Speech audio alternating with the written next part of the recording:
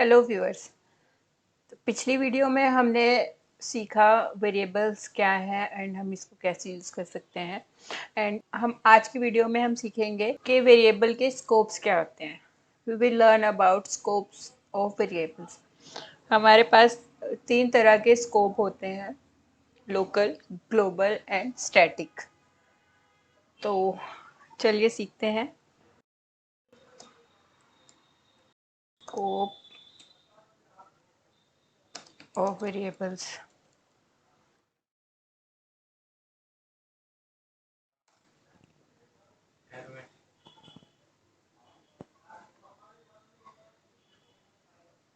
Scope of variables का मतलब होता है कि हम वेरिएबल्स को कहाँ पे एक्सेस कर सकते हैं। कोई भी वेरिएबल कहाँ पे रेफरेंस किया जा सकता है, एक्सेस किया जा सकता है, यूज़ किया जा सकता है। तो सबसे पहले let's talk about local variable. Local variables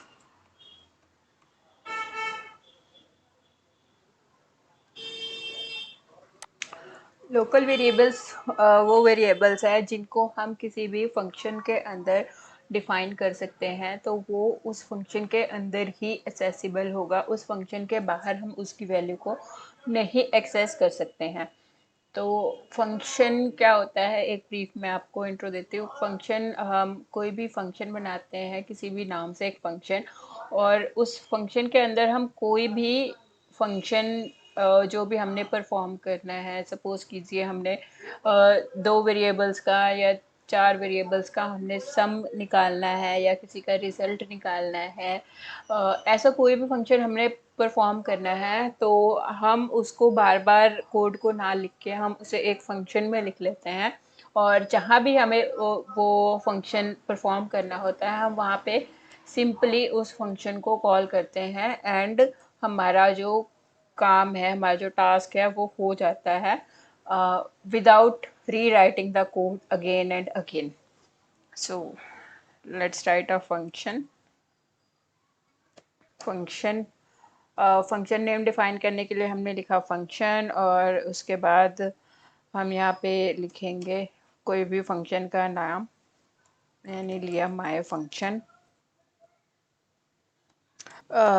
आपके फंक्शन का नाम भी यहाँ पे केस सेंसिटिव होगा, तो आप जिस भी फॉर्मेट में, जिस भी केस में आप स्मॉल या कैपिटल केस में आप फंक्शन को नेम डिफाइन कर रहे हैं, आपको उसी सेम वे में आपने डिफाइन करना है।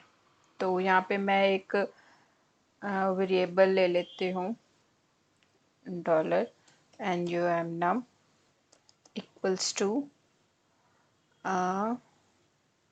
5। अब हम इसे प्रिंट करने का ट्राई करते हैं। एक मैं यहाँ पे प्रिंट करूँगी eco.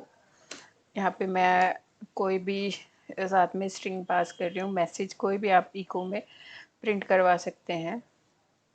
The value of variable num is, यहाँ पे कॉन्कैटिनेट करेंगे और यहाँ पे हम लिखेंगे डॉलर नम। सेम लाइन को कॉपी कीजिए एंड इस फंक्शन के बाहर पेस्ट करते हैं, आउटसाइड फंक्शन। तो फंक्शन को कॉल करने के लिए हमने सिंपली फंक्शन का नाम लिखना है यहाँ पे एंड सेमीकोलन। ये फंक्शन का नाम लिखने से और इसके साथ में ये दो राउंड ब्रैकेट डालने से हमारा फंक्शन जो है कॉल हो जाएगा। तो let's check it on the browser.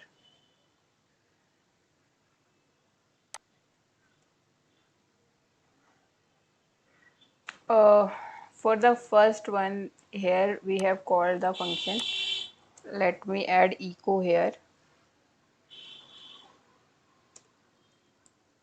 Echo and HTML tag br जो है हमारा जो टेक्स्ट है वो न्यू लाइन में ले आएगा एंड ब्रेक ऐड कर देगा एक save, and again check. The value of variable number is 5. तो ये वाला जो मैसेज है हमारा, ये इस फंक्शन के थ्रू आ रहा है। एंड जो हमने ये सेकेंड लाइन में टेक्स्ट लिखा है, the value of variable num outside the function is, here you can see undefined num means a variable num is not defined and its value is not accessible outside the function के बाहर इसकी value accessible नहीं है। Function के अंदर आप इसको कितनी बार भी यूज़ कर सकते हैं। तो ये है हमारे फंक्शन का local scope. Now second one is global scope. Global scope में जो भी हम वेरिएबल है, हमने उसे अगर फंक्शन के बाहर डिफाइन किया है तो हम उसे फंक्शन के बाहर ही डिफाइन कर बाहर ही यूज़ कर सकते हैं, एक्सेस कर सकते हैं, एंड वो फंक्शन के अंदर यूज़ नहीं होगा। तो हम ये नंबर जो num5 हमारा वेरिएबल है, इसे यहाँ से कंट्रोल एक्स करते हैं और ये फंक्शन के बाहर हम इसे पेस्ट कर देते हैं। तो और यहाँ पे हमारा फंक्शन ऑलरेडी कॉल्ड है, तो अब देखते हैं हमारा आंसर क्या आता है। तो अब सेकंड लाइन में हम देख सकते हैं कि the value of variable num outside the function is 5 and value inside the function is undefined. तो जो यहाँ पे है, इस वेरिएबल की वैल्यू इस फंक्शन के अंदर नहीं मिली है, क्योंकि जो वेरिएबल है हमने इसको बाहर डिक्लेयर किया है एंड ये हुआ हमारा ग्लोबल वेरिएबल। नाउ अगर हम जो हमने बाहर वेरिएबल यूज़ किया हुआ है, अगर हम उसको अपने फंक्शन में यूज़ करना चाहते हैं तो हम कैसे करेंगे?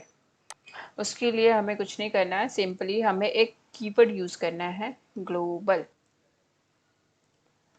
ग्लोबल कीवर्ड यूज़ करना है और अपना वेरिएबल असाइन कर देना है and save and refresh the page.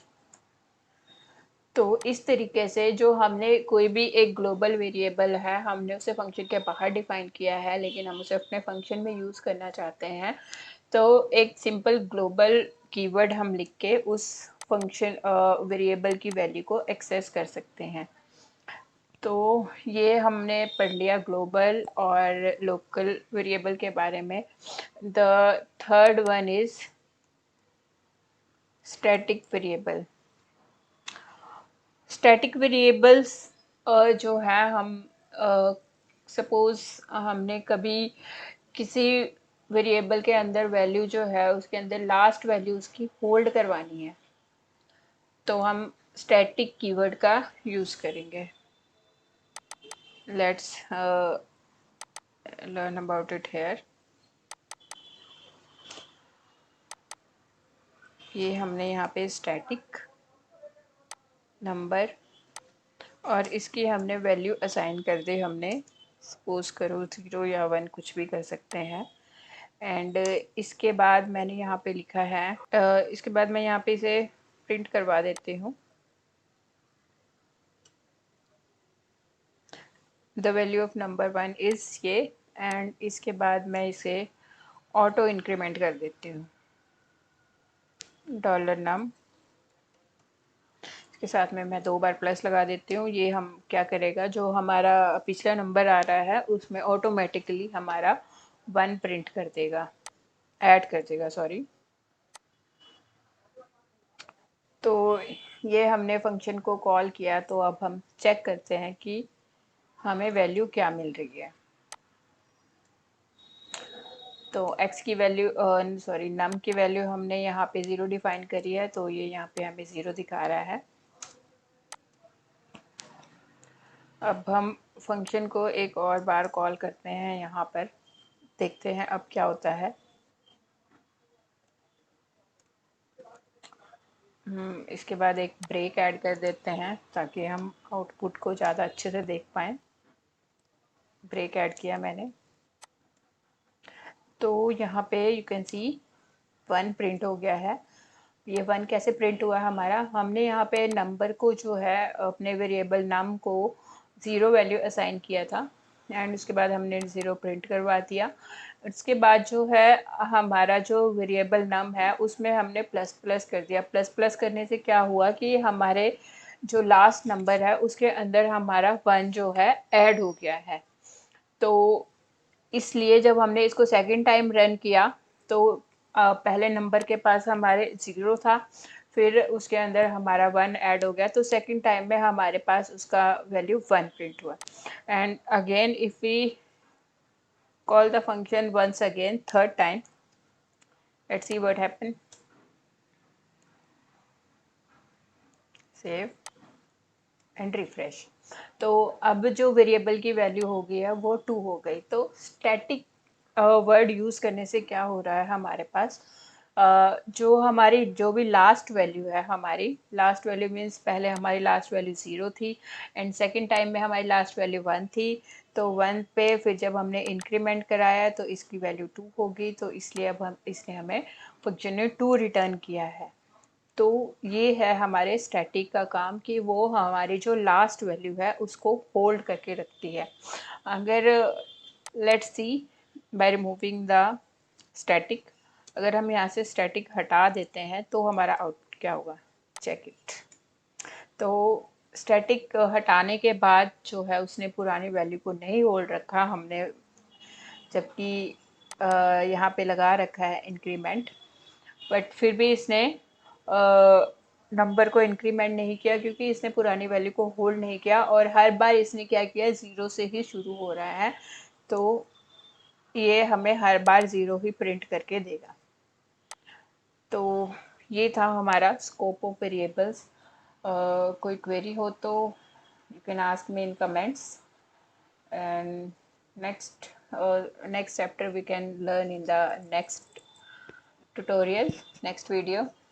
Till then, keep watching, keep learning. Thank you for watching.